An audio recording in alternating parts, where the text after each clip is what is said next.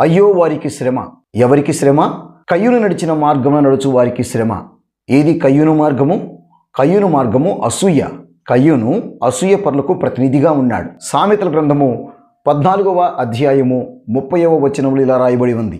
సాత్వికమైన మనస్సు శరీరమునకు జీవము, మత్సరము ఎముకలకు కుళ్ళు. అసూయ నీ ఎముకలకే కుళ్ళు. ఈ అసూయ చేత రేపబడిన కయ్యూను సాక్షాత్తు తోడబుట్టినవాడు తన తోటి సహోదరుడైన హేబేలును హత్య గావించటం మనం బైబిల్ గ్రంథంలో చూడగలం.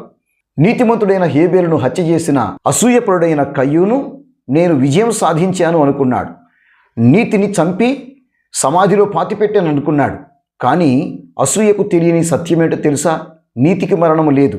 తుదకు నీతిమంతుడైన హేబేలు దేవుని చేత గౌరవించబడ్డాడు, విశ్వాస వీరుల జాబితాలో రాయబడ్డాడు. కానీ అసూయపరుడైన కయ్యూను దేశదిమ్మరైపోయాడు.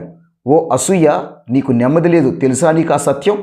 అసూయతో నింపబడిన ఏ వ్యక్తి కూడా నెమ్మదిగా, సమాధానంగా, స్వేచ్ఛగా జీవించలేడు. నీ హృదయంలో ఉన్న అసూయ నీకో బంధకం తెలుసా? నీకు హృదయంలో ఉన్న అసూయ దేవుని రాజ్య ప్రవేశాన్ని అడ్డగిస్తుంది. మేలు కీడుల విచక్షణ మరుచునట్లుగా చేస్తుంది.